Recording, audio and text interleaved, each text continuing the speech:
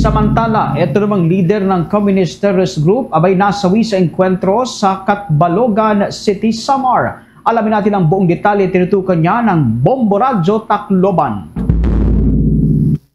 Napatay ng 46th Infantry Battalion Philippine Army ang leader ng New People's Army UMPA sa nangyaring enkwentro doon sa Barangay Kawayan, Catbalogan City, Samar. Kinilalang nasabing leader kay Artemio Sulayo alias Budil.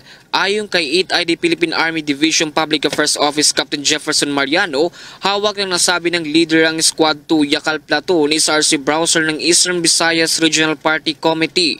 Dagdag pa ni Mariano, aabot naman sa 6 na communist terrorist group ang nakaengkwentrong trupa militar. Umabot naman sa 15 minutong naging palitan ng putok na nangyaring enkwentro.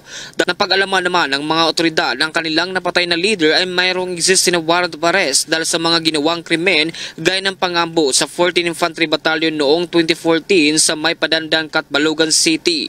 Nagkaroon ng clash or encounter dito sa may hinterland part ng Barangay Kawayan, Catbalogan City, Samar. Resulted nga onto the death ng isang NPA leader dito sa area ng Samar noon na si Artemio Sulayaw alias Budil.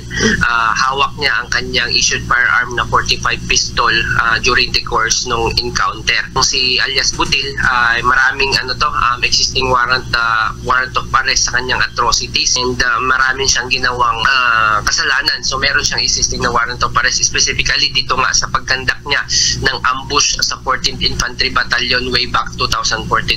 Ang bahagi ng pagkikipagpanayam ng Bombo Radyo Tacloban kay 8th ID Philippine Army Division Public Affairs Office Captain Jefferson Mariano. At mula dito sa impila ng Bombo Radyo Tacloban, ito si Bombo Jake Pagipo para sa number 1 and most trusted radio network in the country, Bombo Radio Philippines, Basta Radio, Bombo!